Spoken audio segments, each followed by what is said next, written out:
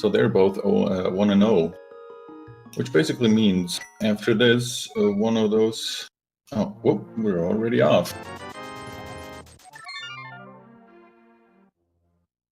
And the timer's going, and we are underway, and we get a map check early on. I did see a blue pendant over at the Tower of Hair. It looked like 5 was over at Eastern. I didn't see it was over at Desert, though. Yeah, I didn't quite catch that either. I believe it was a crystal, but I'm sure our tracker is right on that. Also, shout-outs to Tear tracking the squad race for us today. And we'll go ahead and pause for the sync purposes, and there we go. Looks like we are starting off, and so we've seen these runners going in different directions. Ew, that's not a good tier 1 tree pull. Nope, that's not what you want to see, but what you do want to see were those flippers in Sanctuary. How about a shovel? Sure, I'll take it. Fetch quest right away, why not? So Uncle is wanting you to dig some dirt. So what kind of dirt are we going to dig on these contestants? So far, I've yet to see the dig spot pay bow! out. Ooh, the bow. Man, these guys are getting some good early stuff. And a sanctuary in the anxiety tree only yields a piece of heart, so we're not going to see them visit that ever again.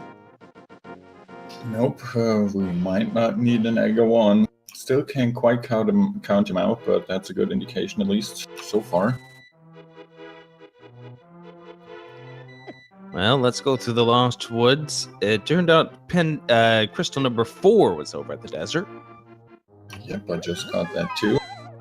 Let's see what the thief is hiding in his little hideout today. Just a blue rupee. Rupee, and because they already got 300 rupees, I'm guessing that was what is in Link's house. No need to actually go ahead and grab that 5 rupee. By the way, considering the fact that the crab is dropping arrows, I would almost think you'd want to try to grab as many of them as you want, because that's going to be your ammo for a while. Yeah, definitely, but we saw that gamercal is the only one from the top right that has picked up his bow so far, I believe. And that's probably why Andy didn't think those arrows were all that important. So, it looks like the top 2 runners are using the same sprite, so that's interesting. Oh yeah, that is very interesting. They both have opted to go with the Marissa from Tuhu, or however you pronounce that. That shows my miseducation about it. Yeah, I'm not any better than you in that regard, I have to say. I'll have to ask gamercal when he gets in here. Yeah, he seems to be a pretty big fan of that. So we have a B-Torp at the race game. Now, this is the first bottle, so the question is, will this be something irrelevant? Or will it be relevant? We'll find out. It looks like Ruble's going to make the return trip to find out for us. And the bottle vendor is going to be reported to the Better Business Bureau, because he has now taken their 100 rupees and turned it into 20. Yeah, not quite a great deal. Oh, and hey, there's the boots. What are those? What are those? Someone threw those down the well. Didn't want to have them anymore. And the cape. And the cape. Man, someone threw their whole wardrobe down the well, it looks like. We've already found the cape. We found the boots. We found the flippers. And what does Ruble get for the bottle? Hey, he gets 50 rupees. That's a nice return on your investment. Stealing the last bit of money from the poor sick kid. Hey, the sick kid gave it to him. It's not stealing. Yeah, I suppose that's true. It's not like Link, who just took it right out of his uncle's pocket. But how do you fit a sword in your pocket, by the way? A flute and the sword! Man, first sword 4 minutes in and the flute, that will make overworld navigation. And did we just get the hook shot? I think that was a hook shot I saw in the back of Blind's hut there. Oh boy, this Kakariko village is loaded. You know, all these early items, they make me a little bit worried, because a lot of early items usually spells a trolley seed.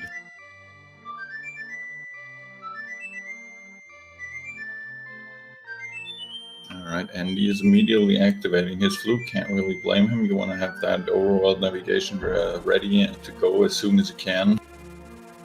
So, just to note for Andy, he does have the flippers. Ruble now going to be claiming the flute and sword really soon. And Andy, time to go fast. Oh, we get the guard coming. Run! The wanted man! Run! That old lady wasn't a big fan of Toho, apparently. And apparently a piece of heart inside the library. Yep, they don't want that. They could have gotten it already, but nope. Let's see if Andy decides to grab that bottle. Oh, yeah, it looks like he wants to. Once you get that sick kid check out of the way, you don't want to have that in the back of your mind all the time. That also helps for a defensive purpose once you get rid of the boot, rather the B. Why would you get rid of the B-Torp, though? Well, the thing is this. If it happens to be a golden B, they could sell it for $100 and get a little bit closer to their Zora money. Whoever remembers to do that in one of these races?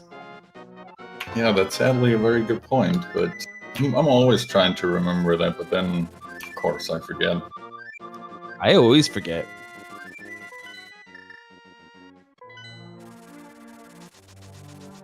So Andy, using the power of the flute, going to go check the sick kid really fast. And then he'll probably warp back over to the swamp, and we'll check that area in the standard route. Yep, gonna make his way down to the dam, see what that holds for him, the chest in there and the soggy item. And it looks like I'm wrong already. He's heading over to the desert immediately. Wow, this is a bold move to check what Agahnim has early on. You don't see this a lot. No, usually that cave is quite out of the way for you, and you don't really ever get an opportunity to go over here until you check out desert or the mire area way later into the game. I know what Andy might be up to. He'll confirm it to me in just a moment. Gets a 20 rupee. If he's going to go to that one... No, he's got the flute out. I was thinking maybe he was going to go... No, he doesn't have power gloves. Never mind. Never mind. I was thinking he was going to get grind some money for Zora, but he doesn't have the power glove to get into that cave yet. Oh, yeah, that's right. No, he flutes directly to the dam, saves him a little bit of time walking from the usual save and quit spot where you start at Link's house and have to walk down there. Now, there's a way with the hook shot that you can go ahead and avoid having to do this in and out. It requires you to latch onto the chest while the hook shot is in motion. The usual or our typical shoot things over the block as it's moving. Usually seen in Mire where you use your fire rod. Oh, gamercal did return the B. Gamercal must be listening to us. Yeah, it seems like it. He definitely remembered it, and that means $100 in his pocket. Another 50 from the sick kid. He's getting real close to that Zora money.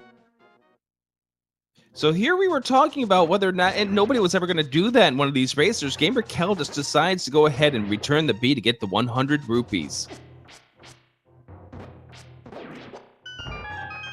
We'll see if it pays off for him in the end. He's at 429 right now, so barely 70 rupees short. Oh. Hey there, half magic. That's nice to find, although they don't have anything to use the magic except for the cape right at this moment. And there's 2 pieces of love, or whole loves.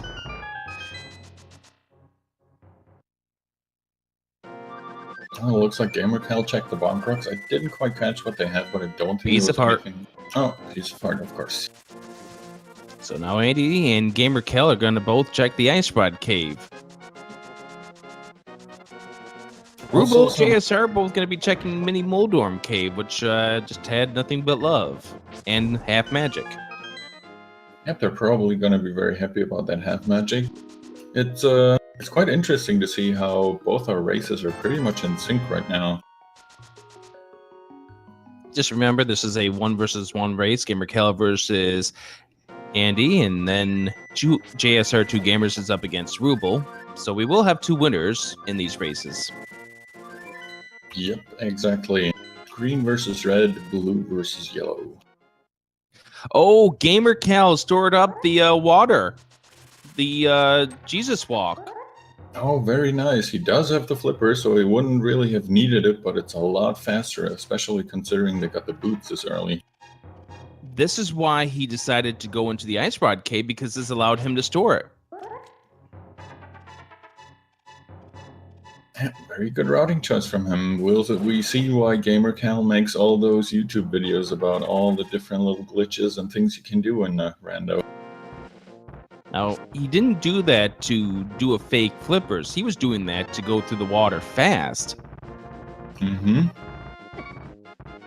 And because he doesn't have a lot of rupees at this point, I don't know if he's going to be making the path over to Zora just yet. And I don't think he's going to get enough out of this mini Moldorm cave just yet. No, he'll just be a little bit short. It's not much, but it's probably enough to make him go, I don't want to take that risk, and then end up farming rupees at the little Zoras or something like that. Find a 20 rupee on top of Spectacle Rock. The old man ended up giving some bombs, and there's some 300 rupees, and that will give Andy enough money for Zora coming up. Yep, he's definitely going to grab that, it looks like. Well, we see our first Sahasrara check, as far as I know. There's the lamp. Damn, nice place for that. No more dark rooms. So with the bow and lamp in hand, that means Eastern is absolutely Ruble's next play, I would say. It has to be. This game right now is screaming for them with an early bow and early lamp to get into Eastern Palace. Ruble's going to go ahead and do just that.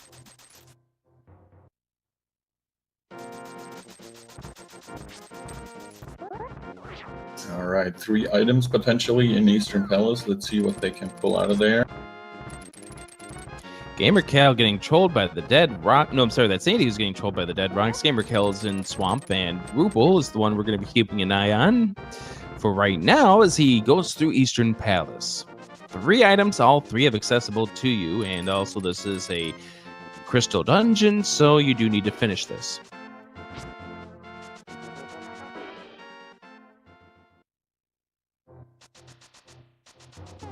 And we've got Andy heading into the 7 chests of right Death Mountain. Yep, also known as the Paradox Cave. We'll see if that holds anything of value for us today. So far, only a quiver upgrade and some bombs. And Ruble pulls his second item out of Eastern, and that was only a red rupee. The first one being some arrows or a quiver update.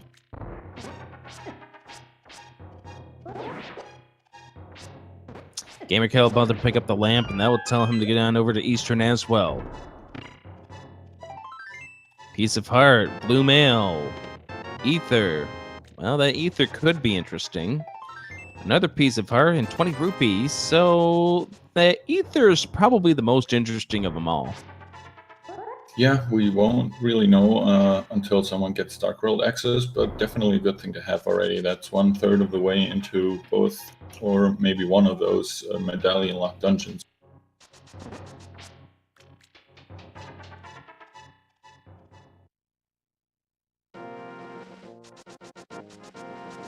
Ruble grabs a compass out of the big chest in Eastern Palace, so the last item in there is still at large. It could be on the Armos Knights for all we know. I'm just going to think that it is, just based on the fact that they gave him an early bow to clear this dungeon out, but it could be on the other side of this dark room. Let's see what Spiral Cave has for us. It's just a bomb upgrade. So only the Ether Medallion turned out to be the worthwhile play on east side, and you don't even know if that's going to be worth anything for the next probably 40 minutes. Yeah, surprisingly empty. Moon Pearl! Oh boy. Alright, so the first 2 items kind of disappointing, but that Moon Pearl is definitely something you want to have. Now the Moon Pearl, here's the thing. Do you see what they have? They have a cape. They have the flippers. They have a hookshot. They have a level 1 sword. They've got a lamp. Guess what this is pointing them to do? Yeah, I guess ignore my statement of earlier where I said the lumberjack item is the first indication that Aga 1 might not be required. It is definitely looking more and more like I was completely wrong. It looks like this is going to be an Agahnim required seed because outside of the fact that we still have the trip to Zora, we've got a possibility here where the next progression is via the west side of the Dark World. Yep. Once you kill Aga, you come out on the pyramid. The pyramid could of course have an item that you want to have, and then without the hammer, all you can do is walk up north towards the Quakefish and hookshot over to get access to all of the west side of the Dark World. Thing is, I've seen a lot of seeds set up like this. Way too many seeds lately set up like this. Yeah. Now it's still possible they can find a hammer and a glove or the 2 glove upgrades and save themselves the trip to Agahnim, but the way this thing is going right now, it just almost seems to... This almost like it's screaming to me. Yeah, I'd be surprised if they don't have to do Aga 1, but we will see. I've been wrong before in those 15 minutes already. The Cane of Samaria is in the Zelda cell, and there goes the death abuse there for Andy. Going back to the start of the castle, we'll be able to... Will he check the back side of this, or just get out of here? Yeah, he's going to go through some dark rooms. Alright, not necessarily a bad idea. We know it's not really a huge sequence break because most of the other runners, or all of the other runners, have already found their lamp, so it's definitely accessible to them. So Ruble was the first one done with Eastern. We'll go ahead and check Lake Hylia, see that there's some money up there, and go to the Hobo. JSR is now currently in Eastern. Gamercal about to go up against the Armless Knights. More than betting, just based on the fact that he went to that back room of Eastern, that he's going to go to Zora next. Yeah, I would be very surprised if that wasn't to finish up his 500 rupees to be able to afford the, no doubt, life lesson that Zora will give him. Sounded to me like there was money in that cave, in that chest in the dark room of the sewers. Mm-hmm.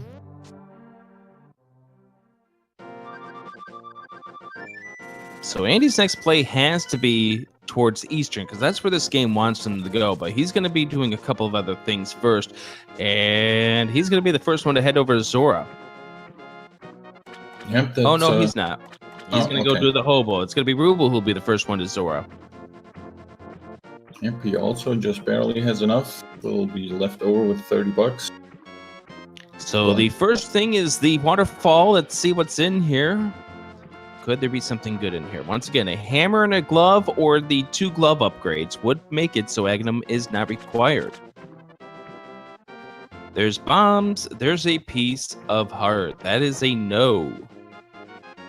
It's looking more and more like an Aga 1.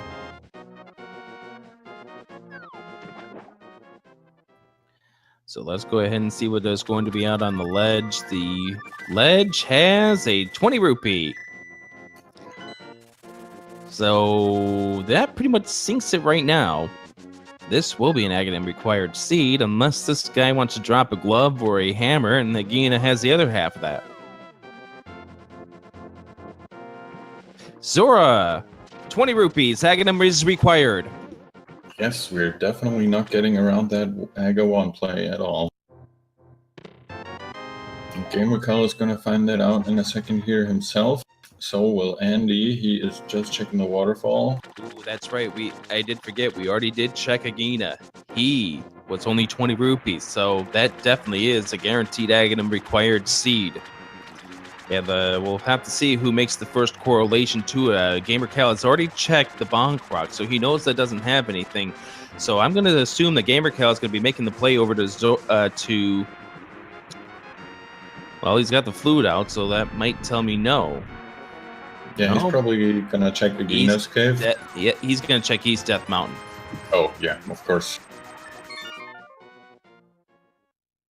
So the question mark for all of us now turns into who makes the first play to go over to Agahnim, because that's going to be the person who will probably have the bigger or greater advantage, I would say. Am I blind, or am I seeing a Master Sword in Andy's hands there?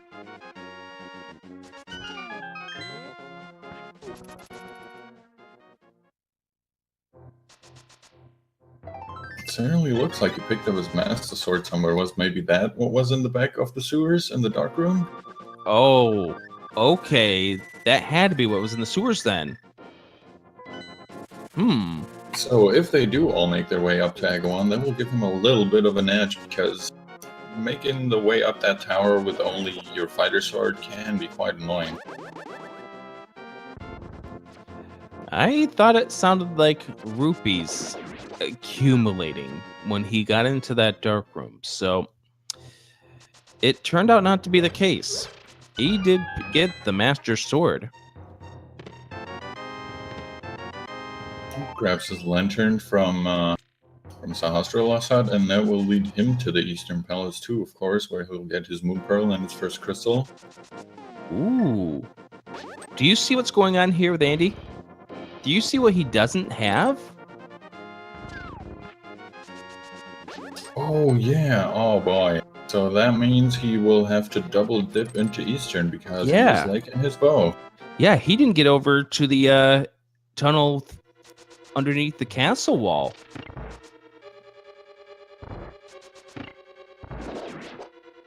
That is interesting. He did check, he was the only one who checked that dark sewers room that would not be dark for any of our other runners, thanks to that lamp, but he never checked the 3 escape chests. So that's going to be a double back here for Andy.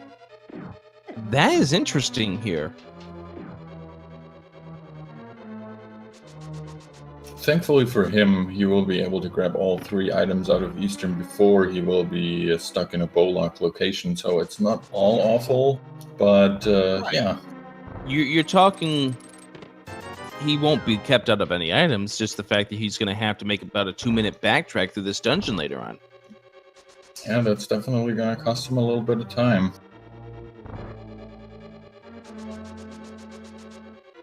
We see JSR on our bottom race is making his way down to Zelda's chest. He is going to be picking up his Cane of Samaria very soon. Well, we're going to go double check when he gets to his menu, because I want to make sure that this is a beatable or unbeatable dungeon here for Andy, if that's the case.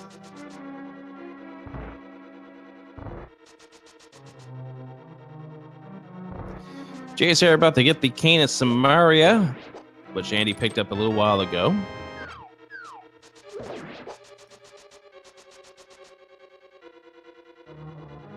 Yeah, it might look a little bit like Andy's behind right now, but remember that he has done a lot of overworld check-in and East Death Mountain check-in and back of sewer escape and all that stuff.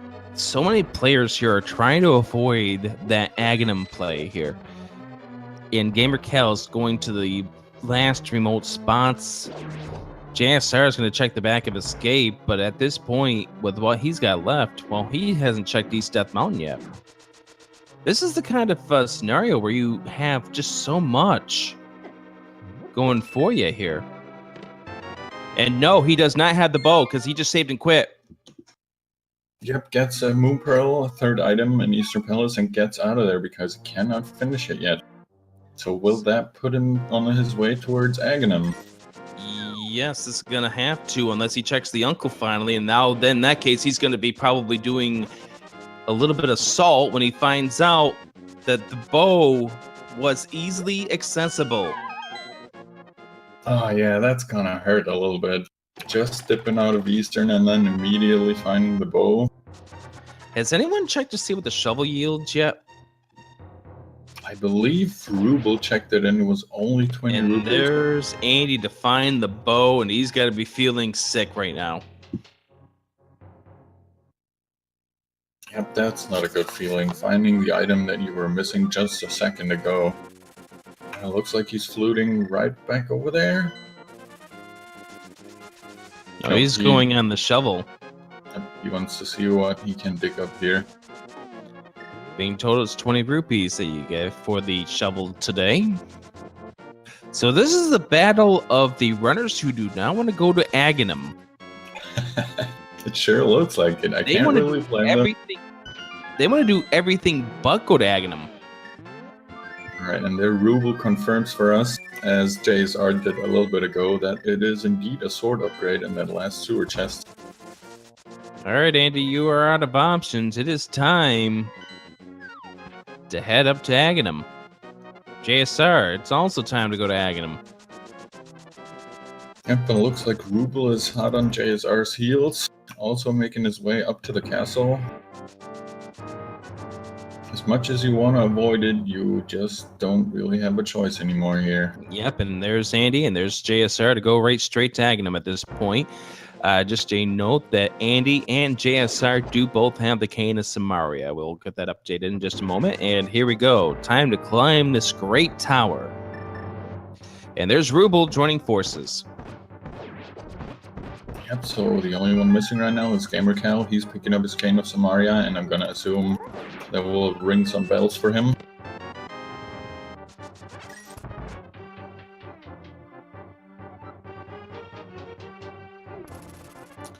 So as Andy and JSR making their way up the tower, so too is Ruble. This is a matchup. gamercal and Andy both 0-1 in this tournament, hoping to get that 1-1. It's probably not going to be fun being 1-1 in this tournament because of how many great players are 1-1. JSR and Ruble 2-0, or rather 1-0, hoping to go 2-0 in this tournament. Yep, having going 2-0 in this tournament is going to give you a nice little buffer where you might be feeling a little bit safer about everything that's going to go on here.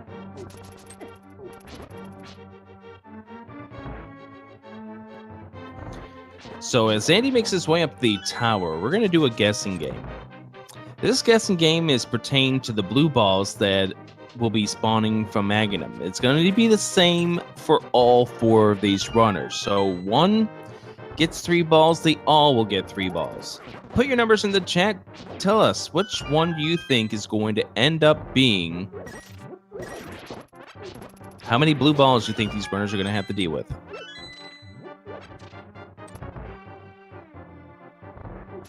Murphy, how many do you think? I'm thinking 3. I want to be nice to them, or at least not too trolly right at the start. This is version 26. There's no such thing as being nice. You are unfortunately very right. We've seen it quite a lot in this tournament already. And by the way, the maximum you can get is 15. The way this will work, the first is always going to be an orb. Numbers 2 and 3 and 4 could be an orb. It could be a blue ball. The 5th stage, always lightning.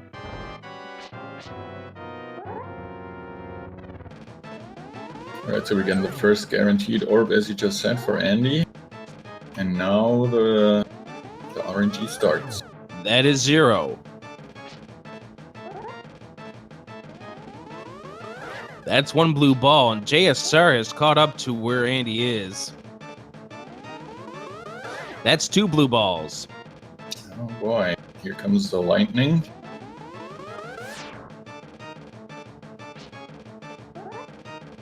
This one will be a guaranteed for the 2nd hit, or I believe the 3rd hit. 6 hits to knock him down.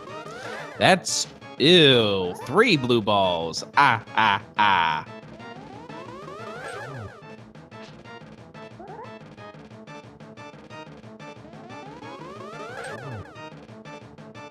Alright, so far my prediction is looking good.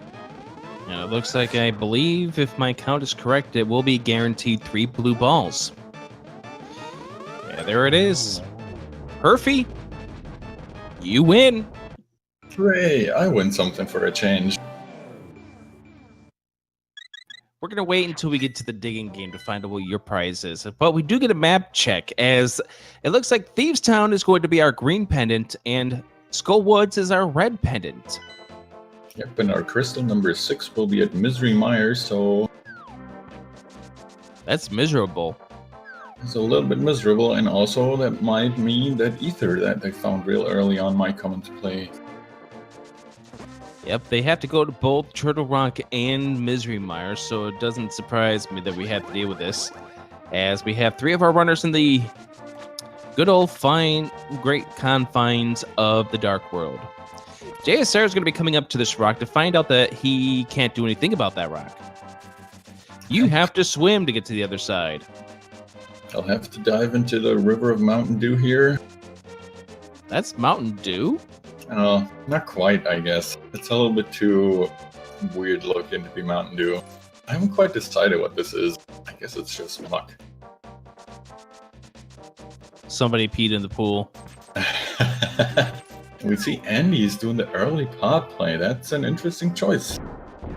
It's an interesting choice. Maybe he can get lucky if he finds the hammer inside. There's the map check once again for JSR. Ruble's making that same play. So JSR's the only one who's making the play to head to Western Hyrule at this point. Yeah, we'll see if these guys will... well, they're definitely not going to be bow-locked either way, so they can get through quite a bit of this dungeon. For the best case scenario here for Andy is he finds both the mirror and the hammer here, so he can finish this and then go into Eastern and finish that. Bombs are out on Bumper Island. Alright, so that means we're not going to see a visit of that, probably. Unless you want to go ahead and get the bombs. So this, by the way, is a bow-blocked pod. Yeah, you're completely right. Because we ended up finding that piece of heart.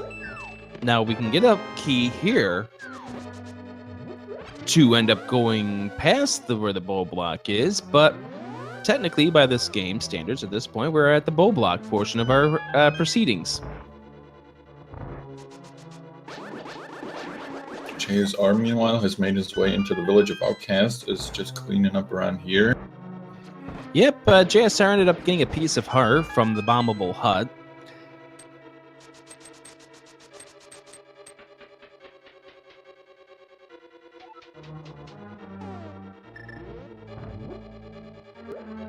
And gamercal now making his way to the Dark World as well. So where will he end up going to first? So far we have seen keys and a piece of hearts in pod. And he is now getting to the point where no hammer means no easy access to the other side, and it looks like Andy is trying to get himself back to the start the easiest way possible by ramming his face into spikes multiple times. Yep, those spikes, they don't care at all about which mail upgrade you're wearing. One hard of damage all the time. JSR inside Thieves Town. Yeah, despite it being a pendant dungeon, it's not a bad play, I'd say, because easily accessible and 4 potential items for you to find in here. Though, again, they might be hammerlocked from that big chest. gamercal is going to be making the same play. I've seen bombs as one of the items by JSR. Now making his way to the second half. Oh, there's a nice juicy map right there. Yeah, everyone loves to find the map in this dungeon. Who does not want a burrito? I do, and I'm looking for a bunch of items for go mode. Oh, and is gamercal making the early play on Skull Woods? Ooh, gamercal is making the early play on Skull Woods. I like it. Alright. Version 26, never ignore your Skull Woods. Yep, absolutely. So we're seeing quite a bit of route diversions between these 4 people. I think that's really fascinating, seeing how they all plan on routing this out. It's just gonna make it harder for us when they find a big item on 2 screens at the same time. 10 arrows turns out to be in one of the 2, and there's a small key as well. For Andy and Pod. And gamercal ends up falling down a hole. Down in a hole, as Alice in Chains would say. And there's the carrot sword upgrade for Andy. Alright, so 34 minutes in and we're at tempered sword already. Sure beats all those seeds where you end up getting no sword upgrade or even no sword for an hour and 5 minutes. And we haven't seen those before in this tournament. No, I have no idea what you're talking about. That can't happen.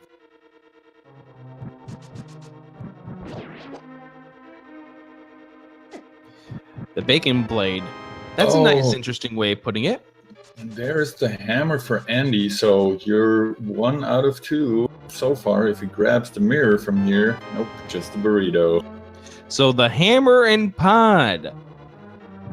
This is where the seed wants him to go. It wants him to dip into pod. That's bad news for gamercal and JSR. Extremely bad news for JSR if he does not find all 4 items in this Thieves town. Yeah, that means he might leave something very important behind in that big chest.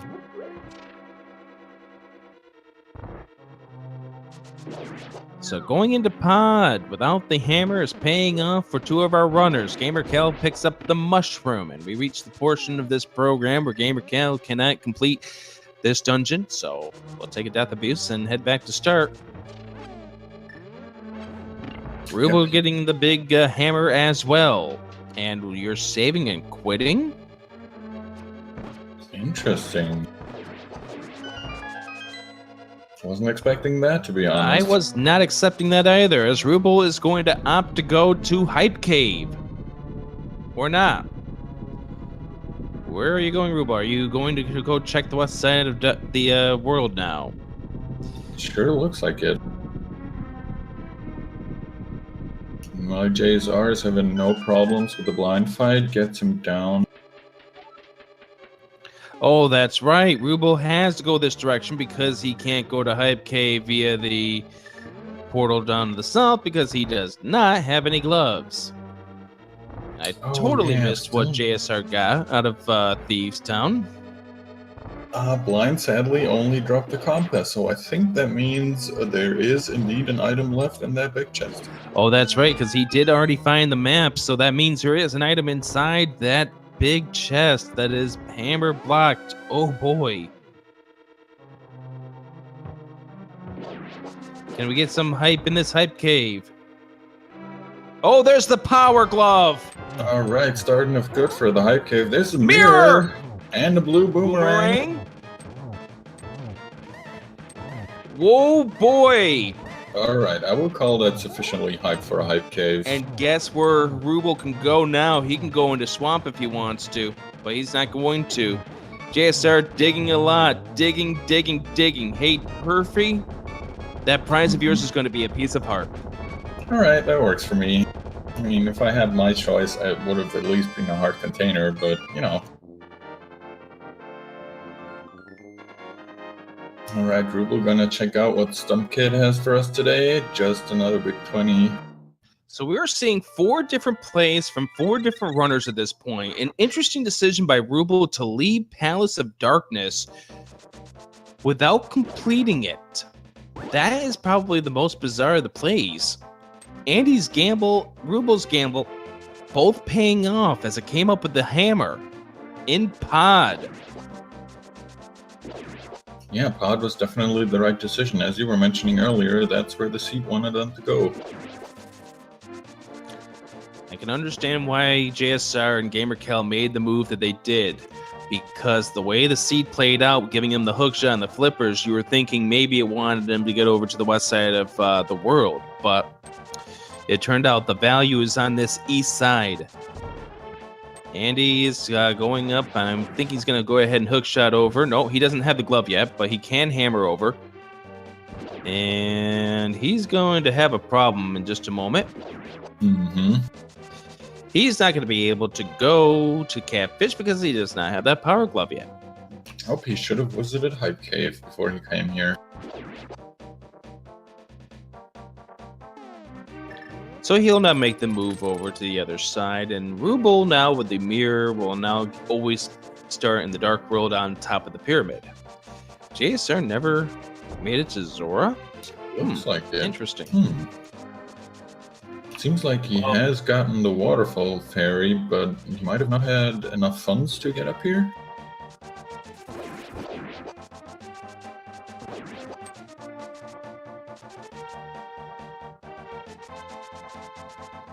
So I'm interested in seeing which direction Ruble ends up going in, and it looks like he might be thinking Swamp.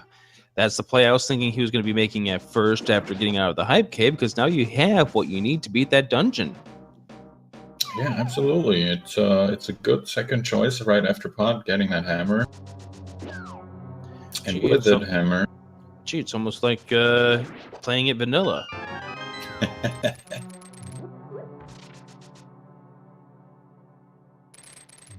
Okay, we see Andy dipping into Skull Woods now. Yep, the only item that I had seen on gamercal's screen was the mushroom. I don't know if he ended up getting the second item or if the second item turns out to be behind the fire rod block. That's a good question. JSR checking the back of Escape, and I'm sorry I did not see it. This is when 4 people are on different routes. It's so hard to see what is going on. Getting the key from that chest does confirm to me that it is going to be in the final chest, final section of Skullwoods behind the fire rod block. Yep. It definitely looks like it. There's still another chest left, and of course, Mothula himself. Now, gamercal did not return the mushroom back. He's trying to continue to explore this dark world before he goes anywhere else. So, what that mushroom does, we don't know yet. So Hasrala given the Titans mitts for the green pendant. Oh my goodness. So, Thieves Town is required. Oh, man. So the question now becomes, how long does Andy and Ruble leave out Skull Woods being a pendant? It is a green pendant. JSR, what was that?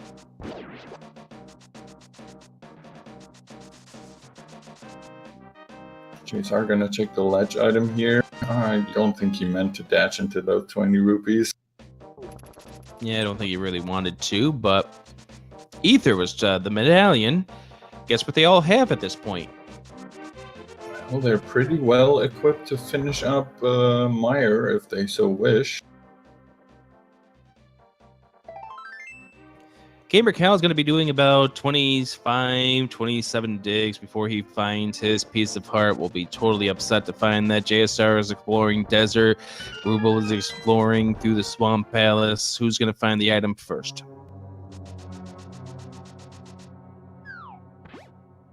And Andy is making his way into Thieves Town now. Let's hope he finishes it up. But I think with the caliber of runners we've got here, they probably won't leave anything behind if they can help it. Yeah, I just hope that Andy decides to go grab that green pendant after he gets the final item out of the big chest. And we also will find out what's in that big chest. Mm-hmm.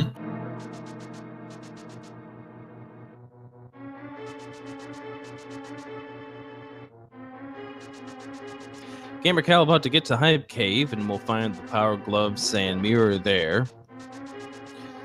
That will actually help him out because he can go get Sarashla on his way to Pod. Yeah, I'm sure he'll just mirror back real quick and check that out, and we'll be very happy to find out that he's gotten his second lift upgrade. But the problem is for gamercal, will that draw him off the scent of going into Pod?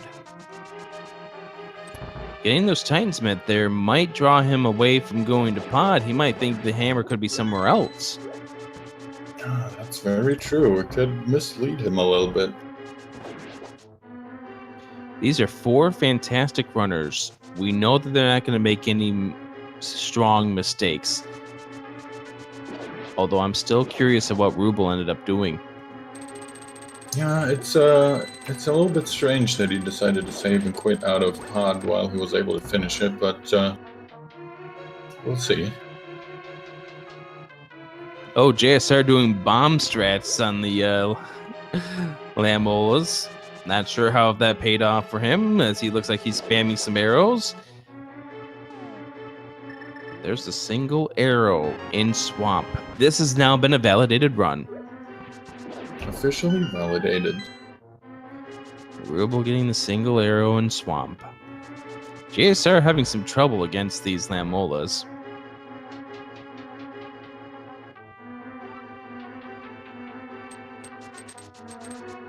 Oh, we see gamercal turn in his mushroom, gets a heart container for it. Not the worst.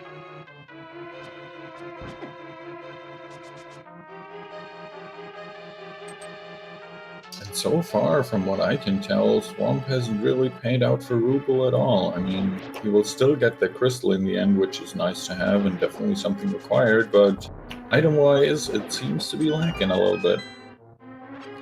This is a weird seed to route. Gamercal gonna go ahead and check the back end of Escape. JSR gets the crystal out of Desert, and I didn't really see anything there. Got a burrito from the Lamboldus. Yep.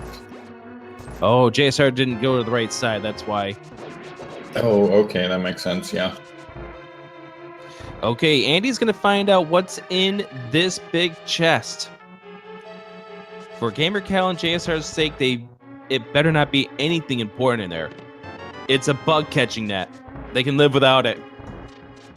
Yeah, barely, but they can probably make it through without it. So, unfortunately for Gamercal and JSR, they will not be able to do Swagganum strats.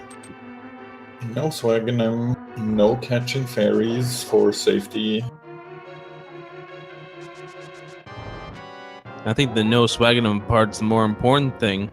Yeah, for these runners, definitely. So Andy Good at least is going to go finish this off knowing that this is the green pendant. This would be a really bad mistake if Andy was to leave this behind. Yeah, and considering that he still has Eastern Palace to finish, at least from what our tracker is telling us, that means he'll definitely be making his way over to Sahasrara. So it turned out that JSR ended up getting the book out of Desert. Oh, the book in Desert, that's interesting. The top two runners are 0-1. The bottom two runners, they are 1-0. Gamercal in King's Tomb gets 10 arrows for his effort. Ruble not finding anything important in that swamp. Gamercal and JSR, their play they need to do is to go and make it over to Pod. Andy and Ruble, the play they need to make is to get on over to Thieves Town. Now, Andy's already done Thieves Town. He just got to turn that pendant in. Yep. Ruble's still got to go over there. I'm gonna assume that Thieves Town is gonna be Ruble's next play here. He's just making his way over to the Dark World Warp. Realize he doesn't have the Titansmith quite yet. Andy's going to go dig a lot.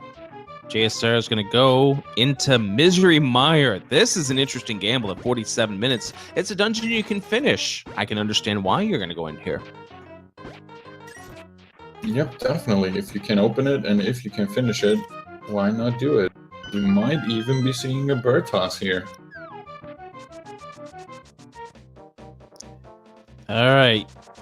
JSR, will he give us a bird toss? Will he just go into Mire? He's going to give us the bird toss. Yay! I'm sorry, I'm going to have to give that an 8.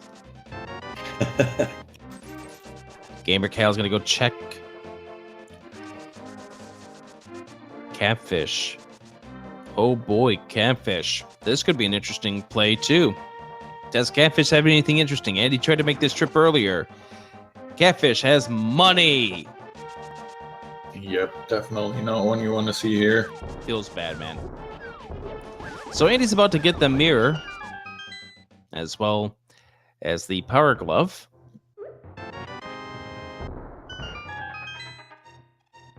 Yep, definitely gonna be happy about his finds here, while Ruble is indeed making his way through Thieves Town. Let's hope he does finish it up for that green pendant. Gamercal is looks like he's going to be going to Pod now. He looks like he's going for Pod next. And he will be able, with the mirror, trade in that green pendant for the Titansmith. But the question is what will Gamercal do once he gets the trip to Sarashala? Is he going to abort the mission, or is he going to continue on? I just saw JSR picking up one of the two rods from Mire. I'm not quite sure. I think it was an ice rod. Ice Rod and Mire was the one that was found by JSR. There it is, right in his menu. So gamercal opted to go ahead and bring Kiki to pod first. Yeah, we know it's not a terrible play. That at least means the Titansmiths won't mislead him to abandon his mission here into pod. And that's as good as it can get here for gamercal, because you don't really want to abandon this mission.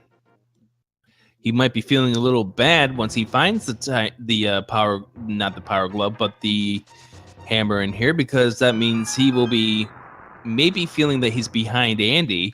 It had Andy made it to pod right after Agahnim. Yeah, that's very true. I mean, pod was wide open to them, at least accessible to them right away after they killed Agahnim.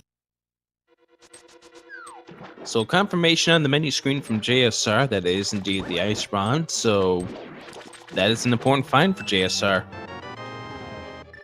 Yep, we know that Turtle Rock is definitely required. It is a crystal dungeon, so we'll be needing to find both of these rods and maybe another medallion.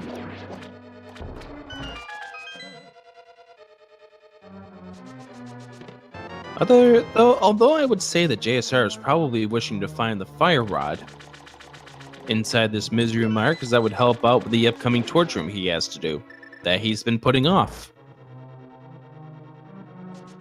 Yeah, that's very true. That would definitely make it a lot easier to get through there upstairs, but as it looks now, he's gonna have to do it the manual way. Well, how about this? What if this turns out to be just like the weekly race that happened earlier this afternoon, where the fire rod turns out to be behind this torch puzzle? That would be interesting. Both items in mire being both of the rods. I don't think I've seen that before. Well, could we have a first time for you, Herfy?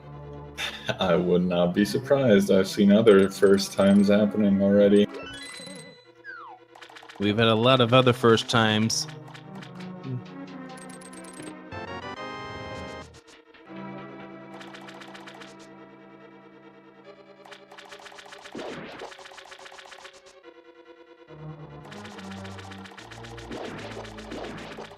And survey says that's the compass, which means that Vitreous will have the final item. Yep. No way around it. I mean, they have to kill him anyway, but... Oh, you know what I just realized? Once JSR kills Vitreous, he will also have access to the Pyramid Fairy. Well, that could be interesting too. That might have informed his decision to do Mire a little bit earlier. So Andy's going to go ahead and check the west side. He will be united with that single validation arrow. Yay. Congratulations to you, Andy. Congratulations, Zelda is you. Oh, and I think if chat is to be trusted, it looks like gamercal accidentally used a mirror earlier when he meant to open a chest. We've seen that in the tournament before, not by gamercal, but by other runners. It's a real chilling feeling when that ends up happening.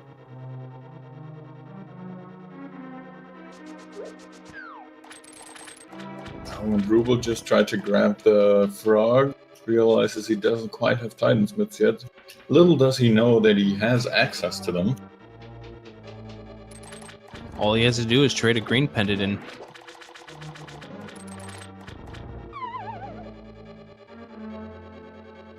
Well, Herfy, because you're talking about trusting Chad's replying with a resounding "Don't trust us."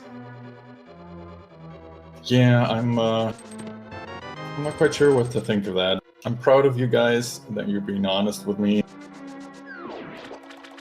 But on the other hand, if you're already telling me like that to my face, you might as well not tell me lies, guys. All right. Vitreous is almost done. 8 more arrows. There we go. That would be the 8th. And the item, second item in Misery Mire turns out to be the fire rod. Both rods are in. Oh my god, you were right, Misery Rick. Mire. 2 items, 2 rods. That is a loaded Misery Mire.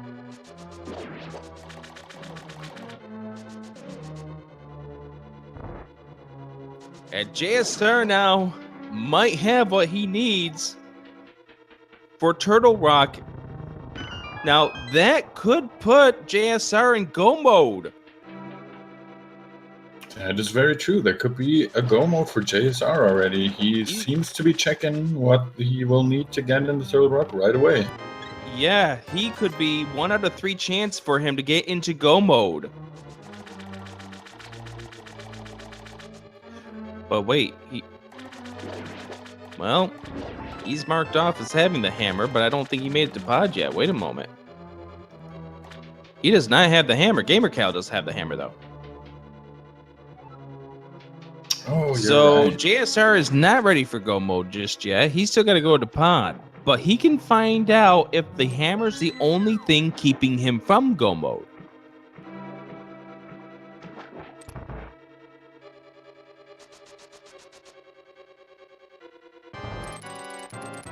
Decides to clear up some chests up here in the Dark World East Death Mountain first. Can't really blame him. He's still looking for items. So, JSR could be the closest to go mode. But in our hearts, we might be in go mode ourselves. We will find out in a second here if Ether is indeed the only required medallion today. 1 in 3 chance. JSR, tell us what it is. And it's Ether! Hammer from go mode.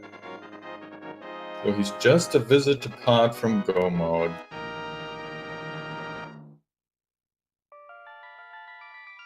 Well, he wants to check the floating island first before he makes it in the Hookshot Cave to know if he has to get over there. Just a red rupee, nothing to write home about. Ladies and gentlemen, the pedestal dream is now dead. But we had 1 pedestal seed today. Unfortunately. Oh, yeah, I think I remember you telling me that the flute was on the pedestal, right? Actually, it was the person we were talking to before the race, EA, but it happened in an earlier race. We will not spoil the results of those races, because we know some of you people like to go into the VODs and watch them. So, that's all we're going to say. It was a pedestal required seed.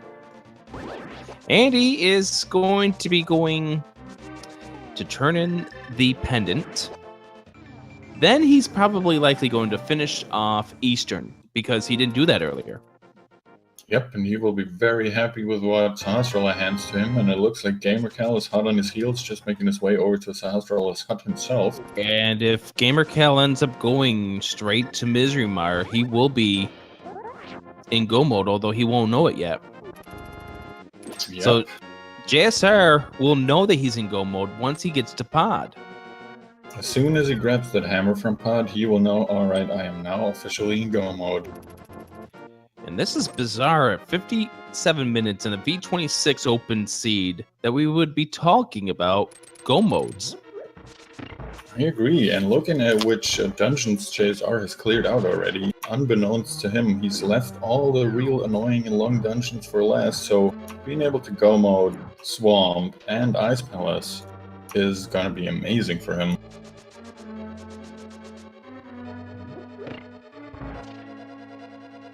JSR is going to be going up to Skull Woods to at least check that out. The thing with needing the hammer for go mode, there's so many places where it can't be. Yeah. You know it can't be behind the... You know it can't be in 3 different spots in ice. Because you need ice, you need the hammer in order to be ice, as well as you need it to get to 2 chests in the Ice Palace. You also know that the hammer cannot be deep in Swamp, because you only have access to 1 chest there. And you also know that it can't be in Turtle Rock at all, because there's no way to get in there. Yep, that is very right. There's also at least one overworld location you can exclude from there because you know it won't be in the Hammerpack Cave. Which, you know, in hindsight seems a little obvious to say, but just to make sure we get all the locations checked off. Ruble is checking Spike Cave. Now, we know that's not going to have anything for Go mode, but what if it turns out to be another sword upgrade? Oh, the Butter Sword, yeah. Or maybe silver arrows. That would also be huge. And it seems like gamercal heard you earlier because he made his way into Misery Mire. That's the second time. That's the second time he's been listening to us. Yeah, it's starting to get a little bit suspicious, isn't it? In all seriousness, well, gamercal has good routing, has good skills of this game, so we know that he's doing this on his own power. Yes, 100%. The thing for JSR is he now has the Fire Rod, and he's making his play onto Skullwoods. We know that the back half of Skullwoods will have the items that they're looking for. Well, probably not the items that they're looking for, but the items that they want out of this dungeon, so he might end up completing this dungeon needlessly and wasting a little bit of time with that. So if gamercal ends up getting the big key out of here, and then he decides that he's going to go straight to Vitreous and gamble the last items there, he will gain some time. Ruble is in Tower of Hera, which is a pendant dungeon, and JSR gave us a pedestal check, and it turned out to be bombs on the pedestal for us. Oh, there's the Butter Sword in Hera. Oh, there it is. All right, so Ruble now on his last sword.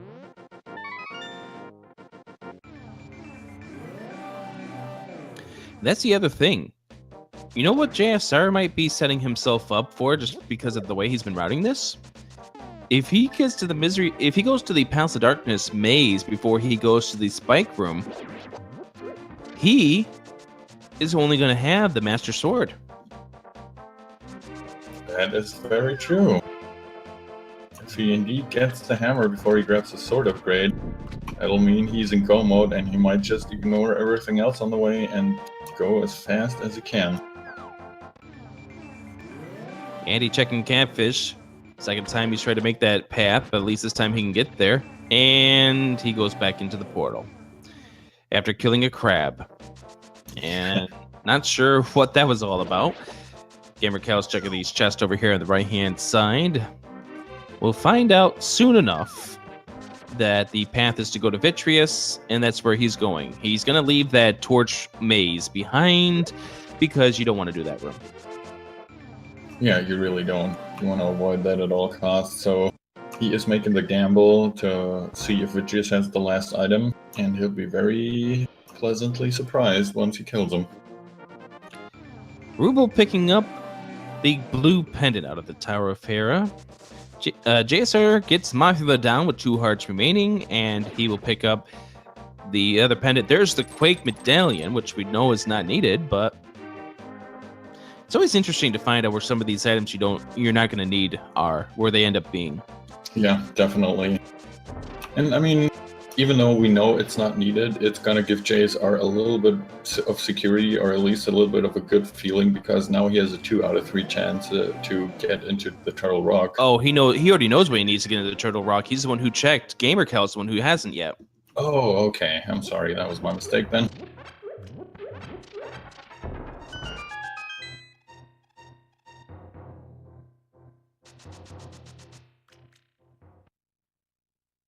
So where's JSR going to now? Oh, he's going to do some overworld exploring. He doesn't want to gamble that the hammer is going to be in the dungeon that you need it for.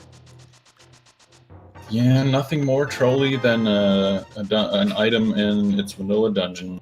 That is never what you expect from Rando. Ruble getting done with the Spiral Cave. And I believe it's time for him to trade in that green pendant. And that will send him on his path as well. So Gamercal is up against Vitreous, and what's going to end up happening now is what I'm going to call, we know it's go mode, but he won't.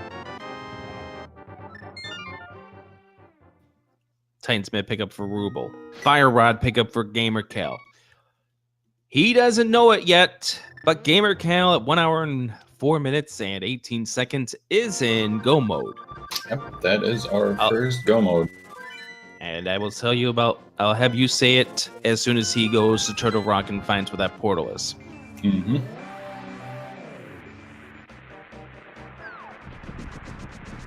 So if I'm gamercal, I'm not surprised if once I'm done with Desert that I go up, check to see what I need for Turtle Rock, and then blitz the remainder of this seed. Yeah, absolutely. That will also give him the opportunity to go mode both Swamp and Ice Palace, 2 dungeons that can be pretty long if you have or want to full clear them. So that's a very good feeling for these guys. So Andy's going to be going ahead and checking this stuff, then going into Misery Mire. He'll find his 2 rods, and then he'll be in assumed go mode 2. So what gamercal does once he is done with this desert will kind of tell the story about how this race between gamercal and Andy goes.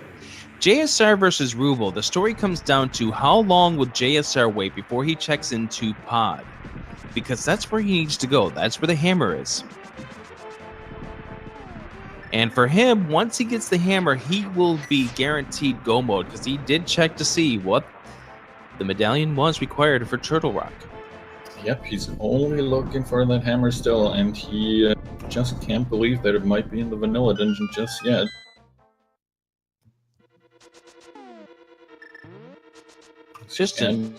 Oh, sorry, go ahead. I said this is just another story of dungeon diving versus overworld exploration. Yeah, we've seen that quite a few times.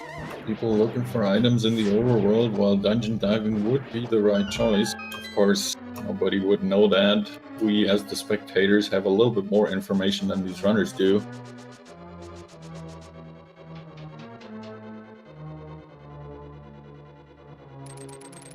So gamercal going to be going up against the end of Desert. JSR is, oh boy, more overworld exploration instead of going to pod. And every minute that JSR checks this overworld is more time that Ruble can get back into this game. You know, for Ruble, I'm more and more starting to think he might maybe have mismarked pod as a pendant, which is why he saved and quit out of there earlier. Oh boy. And that's the other weird thing, is that Ruble did that earlier, saved and quit out of pod after he went to the big chest.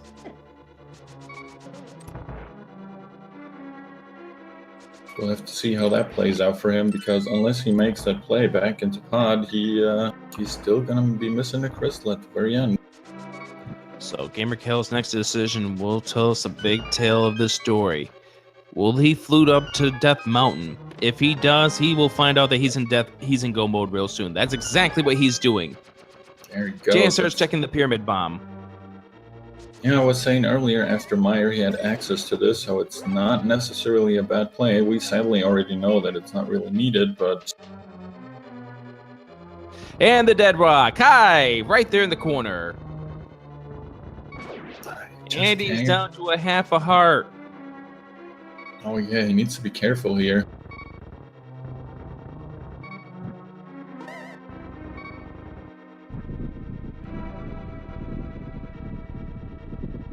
Ruble finishing off Desert.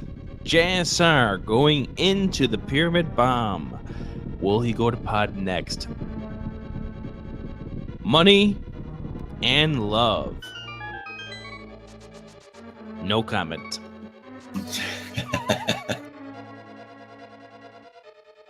Oh, JSR, I think he's making the move.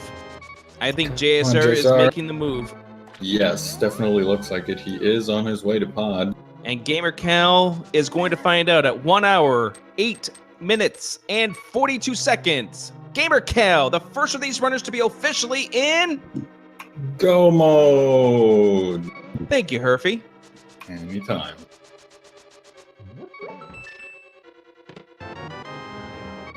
Alright, so gamercal making his way into Turtle Rock. Not quite his last crystal, but definitely one that he needs. And then we'll see what he can find in here. Probably gonna skip as many chests as he can. And JSR is going to pod. Now, the thing that I told you about earlier, if JSR goes to the maze before he goes to the spike room, he may miss out on that sword upgrade. So he might be dealing with Master Sword strats, because we know where all 4 of the swords turned out to be this seed. Yeah, and by the looks of it, unless they find the silver somewhere in Turtle Rock or in Ganon's tower, it might even turn out to be a Master Sword silverless Ganon for JSR.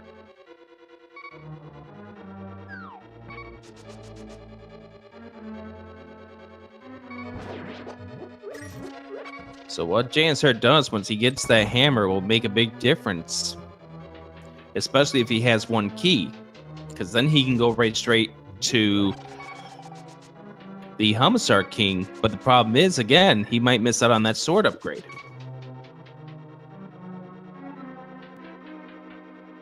Yep, he's just gonna make his way through the Bowlock section of pod here. Gonna see if he can grab some more keys and maybe that item that he's looking for. 8.5 for Ruble's bird toss, by the way. Andy is worrying me. That heart and a half strats for him has been making me nervous all throughout this mire. Yeah, it definitely doesn't help that we have this audio and this beeping in the back of our heads at all times. So beep, beep. At least it's not the regular speed. Oh yeah, that would be even worse. All right, Herfy, I need you to cover me for 1 minute. I'll be right back. No problem at all. Alright, so Andy's getting closer and closer to victory as he is probably going to bust out the cape strats with tempered swords and half magic, no problem at all. Well, we see JSR making his way more and more through pod. Let's hope he does decide to grab that sword before he goes into the maze to grab the hammer. He's going to make his way to the back now that he's picked up all the chests in the front of the dungeon. There we see Andy going with the sword strats, and the cape strats, I mean. 8 more arrows to the big eye. 1, 2, 3. Alright, no problem at all. He does somehow lose half a heart. I think he probably stepped on the slime for a little bit there, but no big deal. Grabs his fire rod. And that also means go mode for Andy.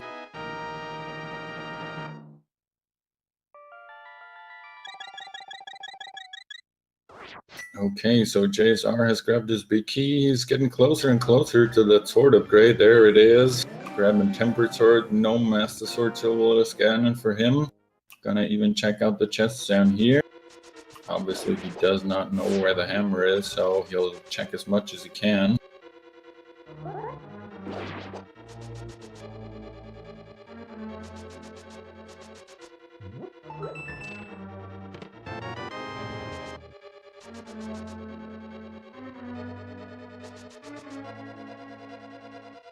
Alright, JSR is making his way into the dark maze. That's not that dark for him anymore, thanks to that lamp. We'll be picking up his hammer here in a second. He might even opt to mirror back out to the beginning before he goes to the big chest once he grabs that hammer. And I'm going to guess he ended up getting that tempered sword. He did, thankfully. He did grab that tempered sword, so no Master Sword Ganon for him. Grabs the hammer and mirrors out immediately. Doesn't even care about that big chest anymore. He knows he's in go mode. He does have 1 key, so that's good. Gamercal ending up going through Turtle Rock on go mode strats. We'll be able to do swamp and ice, both in go mode. Yep, 2 dungeons that you definitely want to do in go mode if you somehow can help it. Andy going through desert. And Andy is in go mode 2, but he doesn't know it. So I don't think he made his way over to Turtle Rock to find out what medallion he needs. Might be his next play after desert. We will have to see. Gamercal is making short work of Trinex here already in the last phase.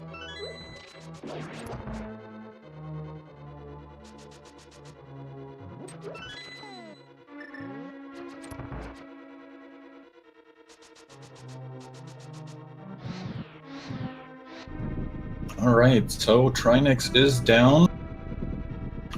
gets another little piece of love and a crystal for his troubles. And now he's gonna be making his way over to the last 2 dungeons that he can both go mode. Should be reasonably quick for gamercal here. Did Ruble go into pod while I was away? I don't think he did. So the tracker must have just juxtapositioned those two for a moment there. As Andy grabs the crystal, he is done with Desert. As Ice Palace and Turtle Rock still to go. So we will not know where the position of the race between gamercal and Andy are until we get to the path up to Ganon's tower.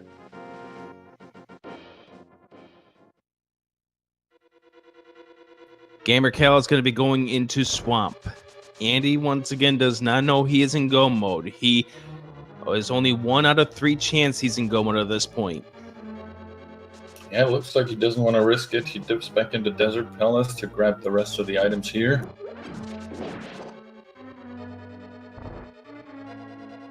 JSR finishing off with pod. I believe he's going to be in the lead compared to Ruble. In fact, he's currently in go mode. Ruble does not know where the status of how he is with this race at this point. Vitreous will give him the fire ride, which will put him into go mode, but just like Andy, he does not know it for certain just yet. Andy's going to be making the path up to Turtle Rock to find out whether or not he is in go mode. Yep, he will be very happy to find out that his 1 in 3 chance was indeed enough to get him into Turtle Rock. He might be thinking he's doing pretty good.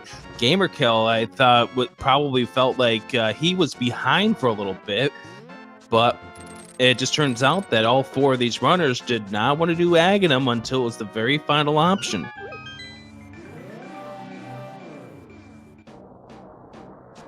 And JSR is the first one to dip into go mode Ice Palace. You'll see the difference quite clearly here, how quick a go mode Ice Palace can be, especially if you know how to do the Ice Palace bomb jump, which I'm sure all 4 of our runners have absolutely no issues with.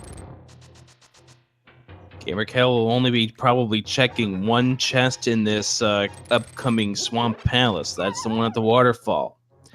JSR, maybe if he wants to for a chance at silvers, will maybe check the freezors.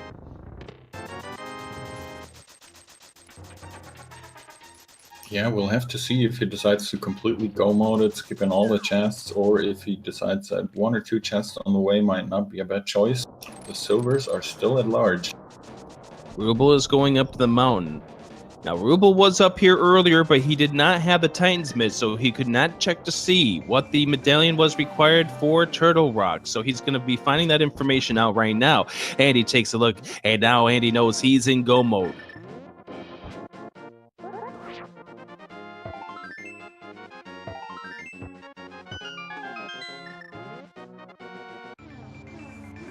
So Andy going through, and will be going through Turtle Rock pretty fast. Ruble will be behind him in just a moment. JSR giving us the first look at the Ice Palace bomb jump. Nails the first try. Beautiful.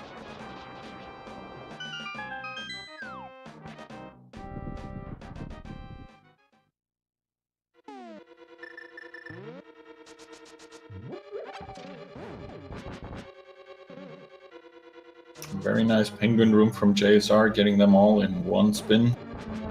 Using the terrible ice physics in this game to his advantage for once.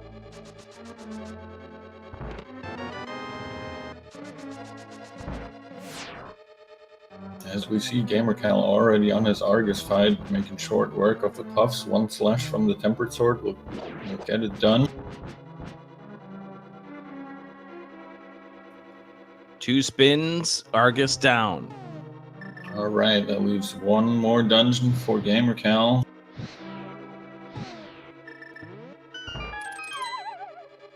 Meanwhile, Andy is making his way through Turtle Rock and Ruble right behind him. Just warping over, we'll now find out, alright, I can indeed get in here. Andy picking up the magic powder, which we already knew from gamercal to be in here. gamercal going to be going the second one to find his way into the great confines of the Ice Palace. As far as gamercal and Andy, we do not know who has the lead at this point until the routes converge in just a couple of minutes. But it does appear right now that gamercal has the lead. Yep, he's making his way into his last crystal dungeon, as he just said. It will be the Ice Palace. And in Go mode, as JSR just demonstrated to us, it's a very quick dungeon to finish up.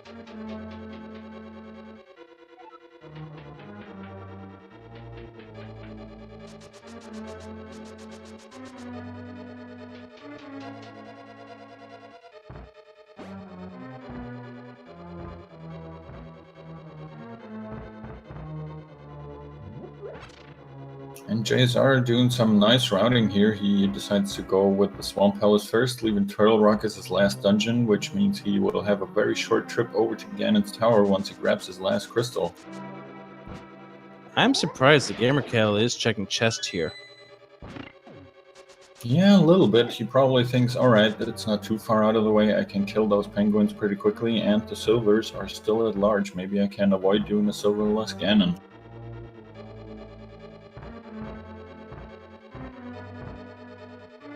JSR going into Swamp Palace.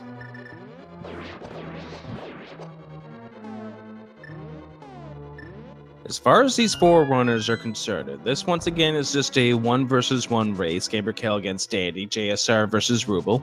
As far as these runners are concerned, I'm thinking gamercal is number 1.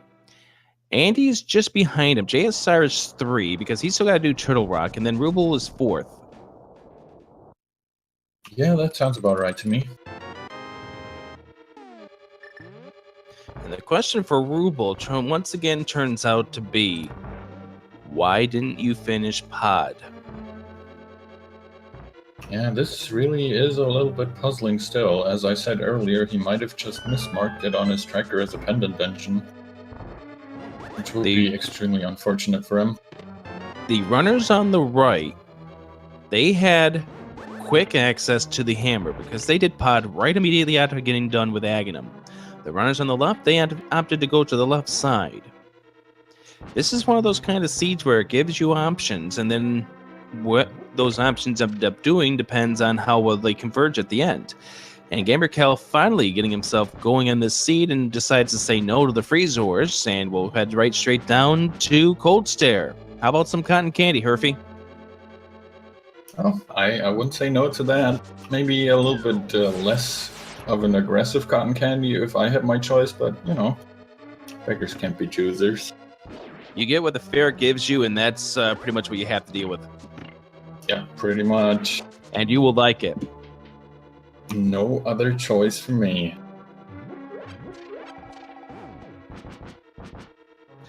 All right, gamercal, show us how to take care of cotton candy. Yeah, that looked pretty fast. Yep, that was really good.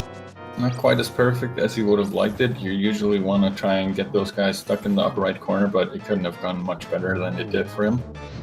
I think it only kind of got him about an extra couple of seconds for not getting him in the corner.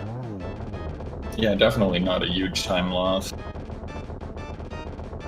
And that means gamercal is going to be making his way up to Ganon's Tower, and you guys know what that means. Herfy Durfy, we do this thing coming up with regards to Ganon's Tower. You see, gamercal is going to be opening up chests, not because he's looking for an item in particular to go in his arsenal. It's because he's looking for the big key that he needs to finish this game. The way we do this is we're going to go and pick a number between 1 and 22, and the order that gamercal opens these chests will determine which number the big key is going to be in. If your number is correct, we gave away too much of Herfy Durfy's love and affection, and we are out of stock, so we have to give you a rain check. Will my love and affection do? Well, if I have any say in that, I would say it absolutely will do.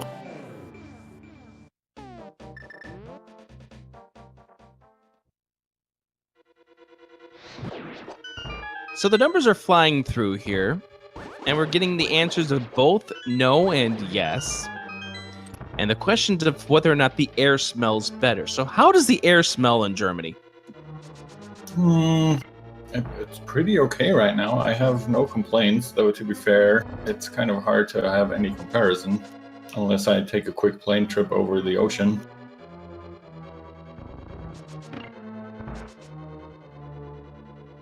Well, I will definitely say that it does not smell like bratwurst all the time. Neither does it smell like Bavarian pretzels.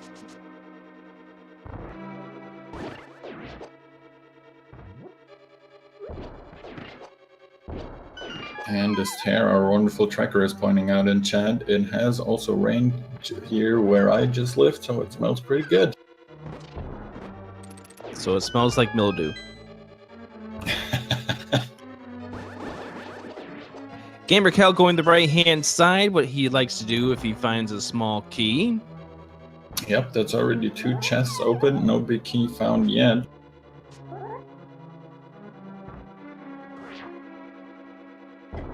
And yes, Ruble... Oh, sorry, go ahead.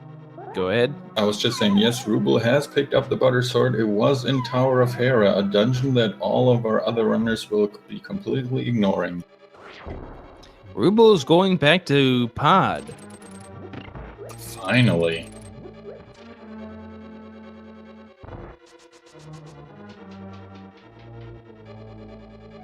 But he is quite a distance away. Oh, silver arrows was that. Oh, that is beautiful for Gamercal. Not quite the big key he was looking for, but he's definitely not going to be complaining about the silvers. Gamercal finding silver arrows, right-hand side. By the way, as far as the numbers are concerned, we're now at 8. The 8 will be the next item we find. Yep. I should have turned to Herfy and asked what number he thought it was going to be in, but it's a little too late for that now. Oh, that's fine. As I usually pick 8, I'm excited for the next chest here that Gamercal will be opening. Small key. Small key. Some heart refills and a bread bottle. I'm sorry, it's not an 8 through 11. We'll try again at number 12. Gamercal will have to continue his way through Ganon's tower here, if he wants to or not. And he currently at cold stared. Number 12 is just rupees. Now, there's a way that 80 can get back into this. We saw this in another race a couple of days ago. Can you say tile room? Oh boy. Yeah, if it is indeed in tile room and Andy makes that gamble, he can definitely catch up. He just picked up his last crystal and is going to be making his way up to Ganon's tower now, so he's not too far behind at all. 50 rupees inside the chest, and we're going to head on over to the randomizer room.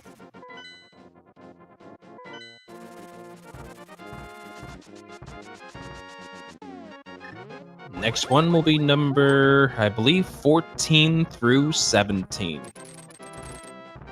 My count is absolutely wrong, though. B-Torp. Shield. Big key in the randomizer room. Gamercal is going to be going on to the remainder of this dungeon. So I believe that is 1, 2, 5, 6, 22 minus 6. If you picked number 16, you win.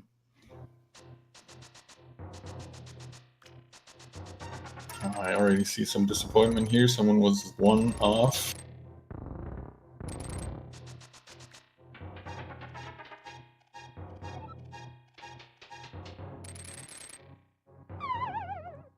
You win my love and affection. Yep, I'm currently out of stock. No refunds. As always, no refunds. We'll get some more freshly in stock in time for week number 3 of this Swiss tournament.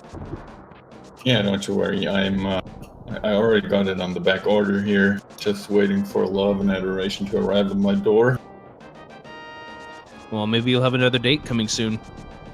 It might happen. That'd be your love and adoration. That'd definitely arrive at your door. Yep, you're right about that.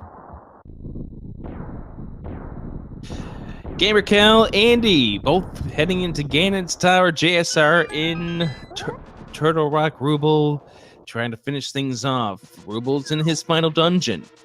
This race between JSR and Ruble could be closer than we imagined. Now, the walk is going to be different for JSR as it is for Ruble, because JSR is going to go right straight from Turtle Rock. Gamercal's got to be careful with the heart and a half.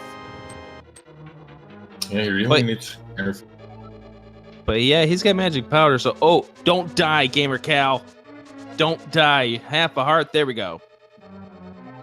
Using the red potion that he picked up just a minute ago, probably a good choice. It means you can also skip powdering this thing and get a little bit more of an advantageous pattern on the Landmola 2 fight. And the fireball prevents him from getting a 1 cycle. Barely misses the last one, but no big deal. And we see Andy in the right room here, or at least on the right side. Gonna be picking up his big key in a little bit as soon as he makes it over to the rando room. Ruble having a little bit of difficulty with the Ice Palace bomb jump. JSR is going to be arriving at Trinex. Now, once again, that's going to make for a difference here between Andy and Gamercal. Gamercal has silvers. Andy will not. It is very true. He never made the trip to the right side, so he will definitely have to deal with a master sword, with a tempered sword silverless Ganon. 12 spins versus 4 silver arrows. Not a huge amount of time, but we're talking about Andy trying to catch up. Gamercal is going to use that to kind of cement victory. Yeah, I think at this point it's probably going to take a couple of Moldorm 2 falls or a Ganon fall to give Andy a chance to catch back up. Well, that's why if Gamercal ended up dying, it would have been very, very bad for him. Just because it would have evened things out just a little bit. Gamercal would still have the lead, but Andy would have some room to catch up. And the Cane of Burner was the last item. Okay, interesting. So Gamercal skipped that. Doesn't really need it. He does have the cape, but still good to know. And the map turned out to be inside the validation chest this time around, and Ruble suffering a death. Without a fairy, he's going to go right straight to the beginning of Ice Palace once again, and that's going to be very devastating for him.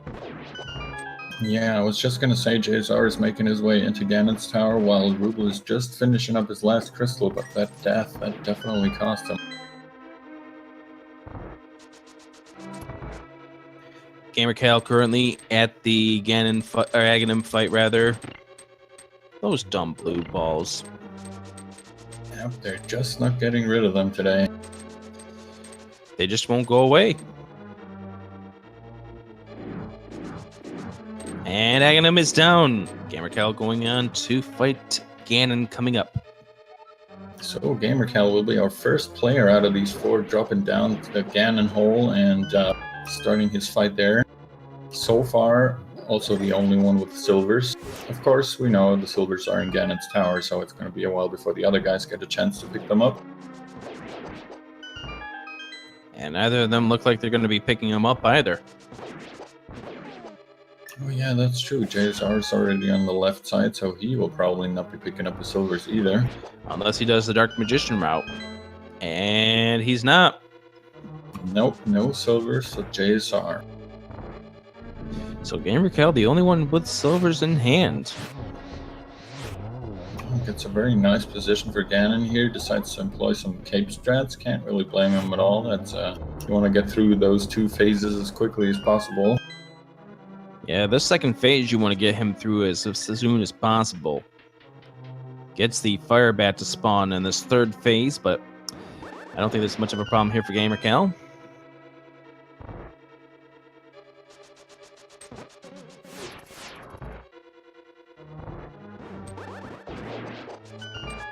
He is now on his third hit in the third phase. One more hit, and he'll be in his final phase where he just needs to shoot 4 silver arrows in Ganon's face, and he will be done. In his face? In Ganon's face, right? Sure thing. That should be a double right there for gamercal. Gets him over to the top corner. That's only going to be a single, but that's enough. Gamercal wins. GG to gamercal.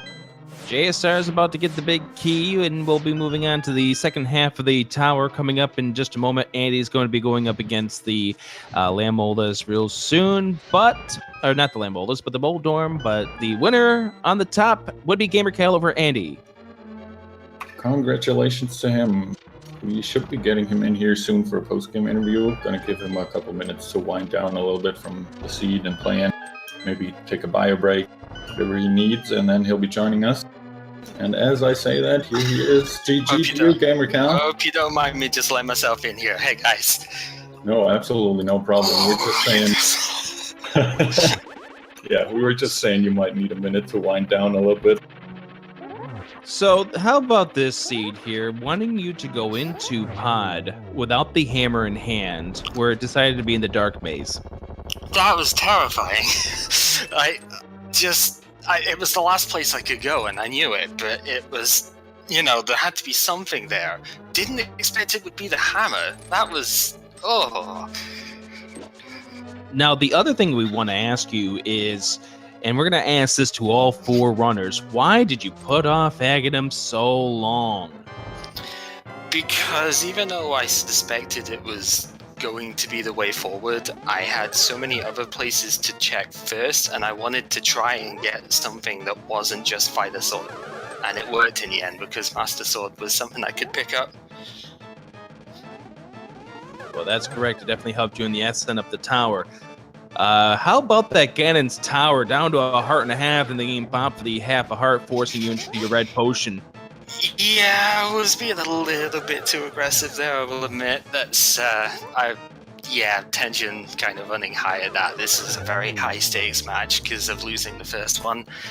And, tension was running a bit high there, especially with the literal facepalm and doing a Willard and mirroring off of one of those stupid chests in Palace of Darkness. Shoutouts to Willard for mirroring in that mire, I guess. But we didn't name names and we referenced it, but that's what we were talking about. Yep, exactly. I actually facepalmed at that. Like, if my mic was on, the sound would have been ridiculously audible, but boy. So Willard just ended up replying, "Wow, I take back my GG." By the way, you should take it as a compliment, Willard.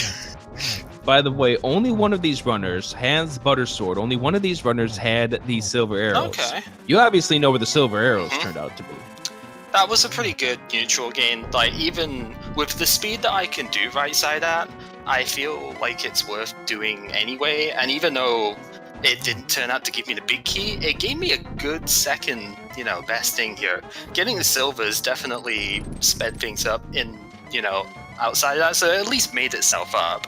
So that was pretty good, especially with how decent the Ganon fight ended up going. That's the first time I've had a one-cycle phase 1 with Tempered Sword, by the way. That's very, very nice. And Andy's forced into having to do the torch glitch because he did not get the silvers on the right-hand side. JSR will not have the silvers either. Ruble's the only person who had the Butter Sword, which turned out to be the first floor of Hera. Oh, okay. That's definitely interesting. So, obviously you were mentioning about how you were overly aggressive in that floor. Did you have a feeling that you were way behind Andy because of how late you found the hammer? To be honest, that was offset by the Titan's Mitt in my head. I mean, it was mostly just the nerves of going up. Again, this being a 0-1 thing before, I did not want to be 0-2 in the tourney here. I wanted to still have half a chance. Andy just finished off with Ganon. About to embark himself into the door. About 4 minutes and we'll say 15 seconds after you had finished, Andy is done with this race. GG. GG, Andy. And JSR2Gamers will be now heading out to Agahnim 2. He is clearly in the lead in his race against Ruble. Ruble's going to go ahead and check the right side, so he will have the Butter Sword and Silvers for this upcoming match. Nicely done, yeah. Oh, it looks like Andy is up in the waiting room waiting for us to drag him in, so I'm going to do that right now. Yeah, go for right. it. We're going to drag him in. For a moment, though, we're going to focus on JSR, as he's now finished off with Agahnim 2. He is leading in his race against Ruble, and he's about to go off to Ganon, and he will be doing it with the Tempered Sword, no Silvers. Yeah. And GG, Andy. How are you feeling after the seed? Unlucky. One thing I do want to ask to JSR, rather to gamercal here, did you let out a nice little sigh of relief when you got up to Turtle Rock to find out that ether you had, the 1 in 3 chance, was indeed your go mode? I went, there was, just a little yes to that and going, okay, this is it now, we can go for it. Because that was the mindset, and when I got Fire and Ice Rod in Misery Maya, the first thing as well, the only thing that could possibly stop me now is a medallion, so the instant check is to go there first and to see, is this what I need? If not, I need to full clear Swamp and Ice Palace, especially. I mean, I left an item behind in Desert as a sort of risk take on that. I actually didn't get the key in the second tower, which don't recommend doing that normally, but because the key was on the torch and the way it passed, I was like, well, I don't think it's going to be here at this point, so just went for it, and yeah, knowing at that point that Eva was also Turtle Rock, which is quite good. So Ruble is just taking care of the ice armos. JSR did not get the torch glitch, so he's going to have a harder time with this silverless Ganon fight. And Ruble now knowing he's going to have to go to the left-hand side. And does he have any potions? JSR just used up a blue. I don't know if he has anything else in reserve. He may have that red that he pulled out, like you all pulled out, but that's not going to help with his magic. Everyone got half magic. It was way too easy to get half magic this season. Yeah, I was considering whether or not I wanted to get a potion before going up, but I was relatively comfortable with what I had, but I figured I might not even have the time. As good as like the Titan's Mitt thing was there, I figured that might still be pretty tough just because of the last location hammer placement. Like everything else after that went pretty well, but that hammer position was so bad that like I even considered doing the first chest in Swamp Palace to see if it was there at one point. Just think this match here between JSR and Ruble would be a whole lot closer if Ruble did not save and quit out of pod the first time through. Oh no. Yeah, we definitely have to ask him about that. He grabbed the hammer and then the big chest, and then he decided to save and quit out instead of finishing up the dungeon. But he must have had the bow at that point, right? He was completely able to finish it if he wanted to. JSR has just finished off Ganon. He is about to go through the portal. Or through the door, and he will win his race over Ruble to go to 2-0 in this tournament. Fantastic. So how about some GGs for JSR2Gamers? So now with that complete, let's go ahead and talk to Andy about this run. How good did you feel when you found the hammer and pod? Because you found it really early. I felt pretty good about it, and then I decided to say, it'd probably be more economical to go top side Dark World because I don't have a glove yet. Since I know I would not be able to, it would take multiple trips if I went south, and I had to go all the way back around up north because I didn't have any warp points yet, didn't have a glove yet. I didn't want to gamble on the locations that have a glove. It's basically what it boils down to. I feel like that's what lost me the race, is going north instead of south. It was kind of funny, though. It was the fact that gamercal and JSR went west side after doing Agahnim, and Andy, you and Ruble ended up doing east side first. Well, it was the more straightforward play because even though I couldn't clear pod, I knew there was a lot. I could clear literally everything except for Helmasaur, and I know pod tends to have value. Okay. Tends to have value. But after that, I went west side instead of going south to get the glove, and I knew from that point on I was pretty much playing from behind. I was kind of hoping the Sahasrahla bailing me out was going to actually matter, but it did not. When did you get that Titans bit then? Right before I finished Eastern because I was an idiot and forgot to go to Uncle early. Oh, whoops. I did all escape except for Uncle. I completely forgot to go to Uncle. I'm like, all right, well, it's time to go do Ago 1 now, right? So I'm like, wait, I didn't do Uncle. Let's see what I'm doing. I really, really hope it's not the bow. I'm thinking to myself out loud. And it's a bow. I was like, oh my god. Yeah, that was kind of weird. What was your reaction when you found the bow where you did? I face pumped. Because I completely forgot to go there, and that cost me a lot too. Don't die, Ruble. But I used Sahasrahla as an excuse to go back to finish Eastern. Yeah, okay. So that's why I got early Titans in comparison. I was gonna say that heart was not worth it, Ruble. Continue going. All I gotta say is my butt was clenched all the way inside myself for the entirety of Mire. Yeah, that was quite the mire there with the heart and a half. Thank you for the beeping stretch, by the way, as your audio was playing throughout the entire run. Yeah, we were really happy about that. Oh yeah, quarter heart for life, dude. At least it was quarter heart speed. Yeah. Who needs more, right? So, gamercal, you're now 1-1 in this tournament, and there are certain names in this tournament that are currently 1-1. How badly do you want to get paired with one of those guys? Well, okay, so who actually is at the moment? There's Ben is, Andy right? is. Andy's 1-1, okay. 4, okay.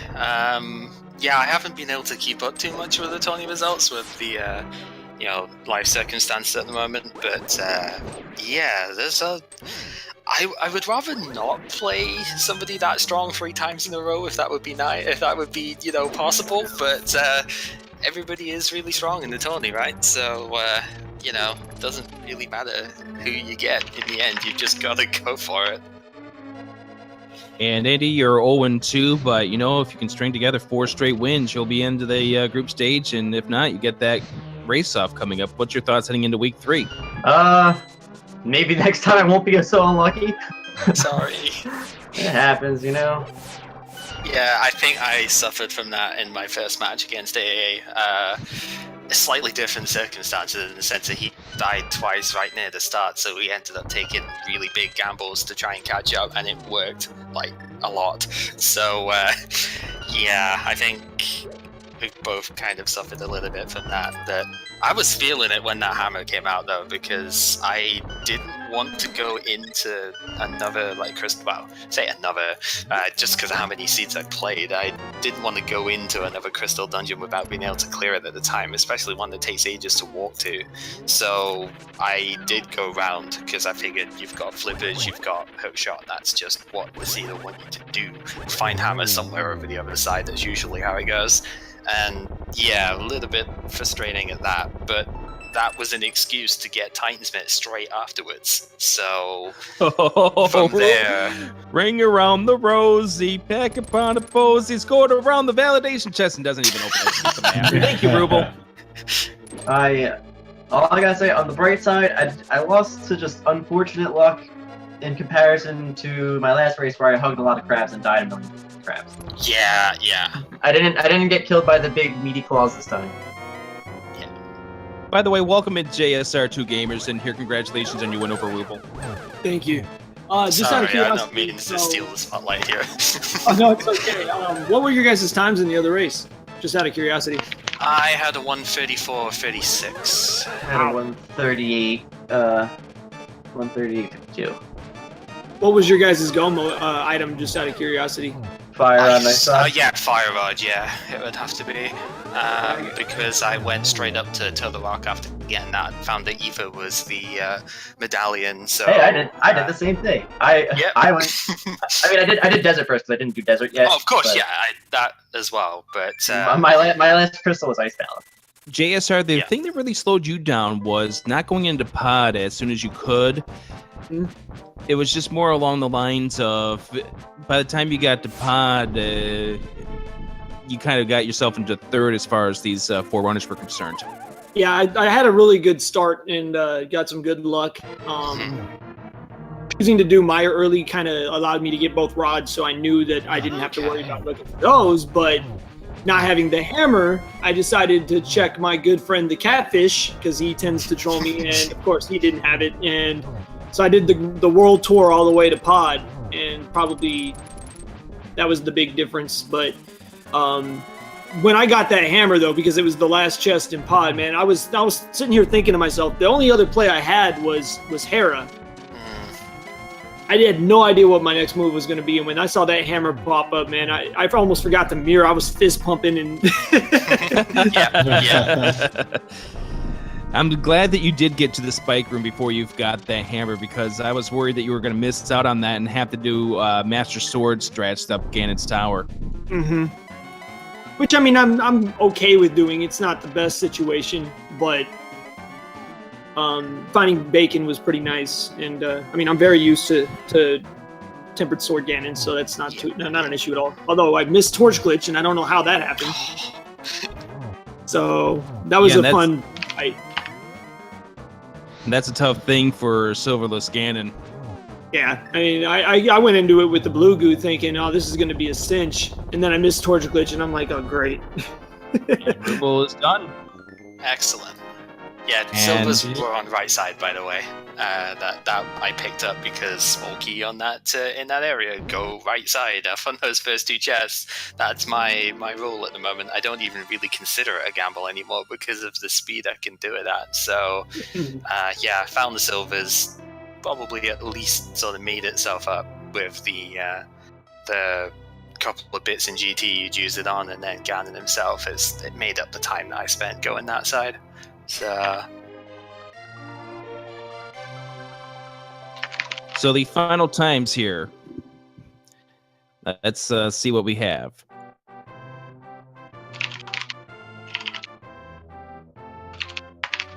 So gamercal official time 1:34:38. Andy's official time was 1:38:52. JSR's was 1:42:46, and Ruble was 1:50:40. So 16 minutes from first to fourth. that's still not too bad, really. Oh, this was definitely a seed that could have ended up being a lot longer if you made the wrong order, the wrong calls in the wrong order. But the interesting thing is, I was pointing out before you got here, JSR, is two of you went left side via the hook shot and flippers, and two of you ended up going through Pod first. just kind of felt like Pod without the hammer. I mean, yeah, there's always the chance with you could get the hammer in Pod, but I really That's exactly why I didn't do it. I wanted to try and get the hammer before doing it because returning to that spot is almost as bad, especially without the hammer. Returning to that spot is almost as bad as returning to Turtle Rock if you don't get a thing, because it takes so long getting through that maze. And even when you've got Pegasus boots and stuff, you can't dash through half of it anyways, so it's really annoying going back there. So I didn't want to go for it. I figured I could go around and get some of the other stuff first. Worst comes to worst, I get Green Pendant from Thieves Town, and maybe that pays off, which it did. So even though Hammer was in the last possible spot that I could get a progression item, it worked out because then I immediately got Titansmith, could immediately go to Misery Maya, get the 2 rods, and after doing Desert and Maya together, went up to Turtle Rock, found it was either, exclaimed in joy, and went from there. So I was really praying, like after I went through Thieves Town, I was really praying that in the south side there was no glove, because that was literally the last overall place I hadn't checked in. I had no gloves ever. My hands were kind of cold in that dark world. It's a chilly place. How about the Hype Cave actually having something? And also, I'm so mad. Hype Cave had so much stuff. Stabbed me back so many times before. Why does it want to have stuff this time? I know, right? Yeah, there was a couple spots. Expected. There was a couple spots in the overworld that had good stuff, but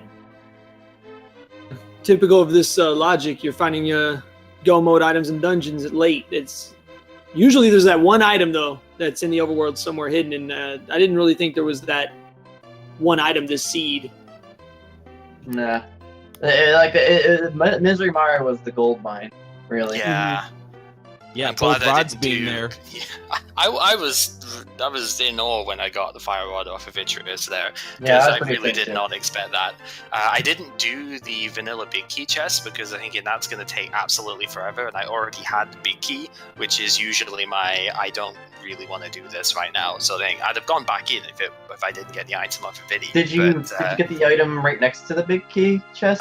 Big chest of mine? yeah, I got. Okay. Well, I had to go back for it because I was kind of a little bit too lost in my own thoughts at first. But the one on the spike pit, I did get ice rod after going back a bit. Got a little bit confused as to where I was going for a sec. But yeah, I did that and then went over, got the one above the tile set. But then I was like, I really don't want to do the lamp strats going down to this chest if I can avoid it. So, worst case scenario, I spend another minute getting back there or something in the dungeon is whatever. And best case scenario, I get to skip that ridiculous opening thing there. And yeah, it worked out, which is unusual, but Hey, Ruble, can you hear us? I think I don't know if Ruble's he can- having some issues. Oh, But GG Ruble, and thank you very much for the race, sir. So- Yeah, thanks to Terry here as well for tracking that, because four-way Yeah. track, Well, let me tell you, four-way tracking when all you guys decide to go different directions is a lot of fun. Sorry. Yeah, I was gonna say, like, especially with all the stuff at the start, I feel like that opening was probably the best, like, way I've played the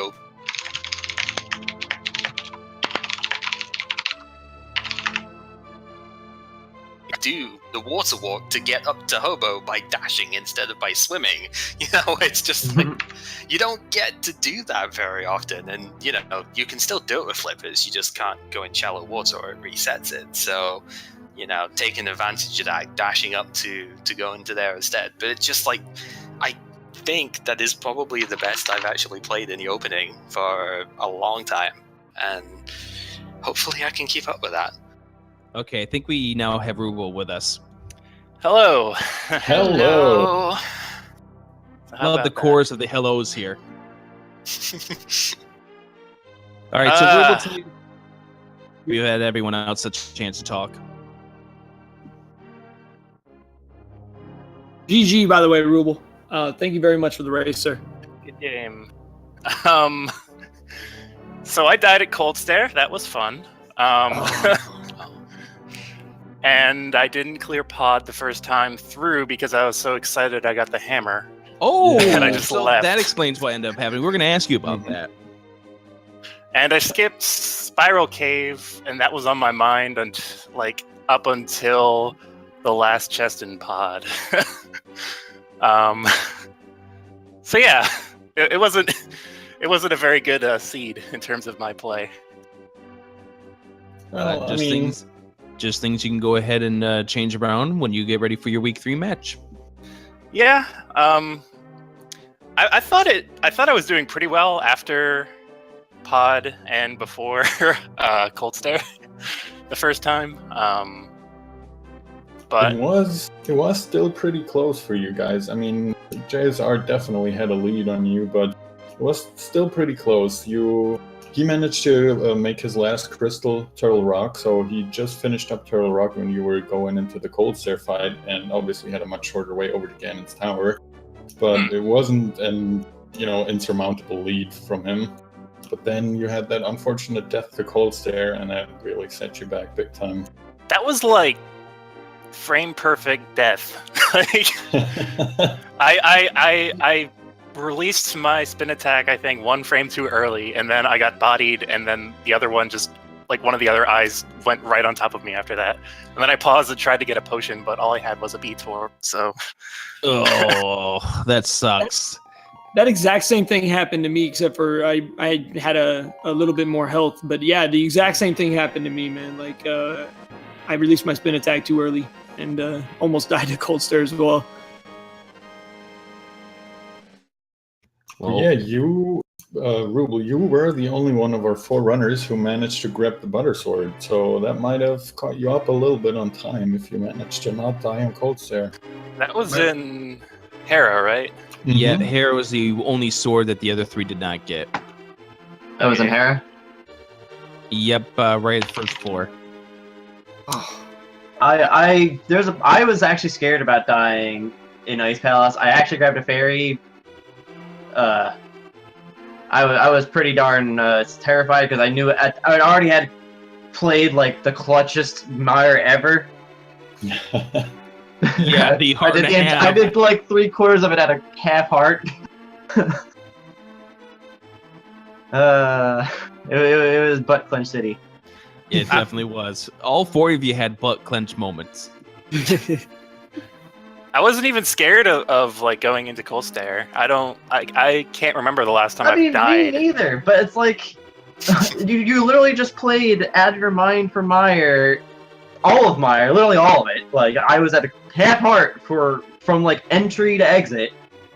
That I was like, oh my gosh, I felt like I had used up all the clutch I potentially could have had, and I knew it was just gonna go downhill if I didn't. Like, That's the trick if I didn't that the respect game. it. That's the trick. The game waits until you get complacent and you think you're confident and you go in not thinking about it, and then the game knows. Dead. That's right. Dead. Little Zelda 2 rubbing off on it. This game has a really good way of reminding you that it is actually difficult and it will kick you in the teeth if you underestimate it at any point.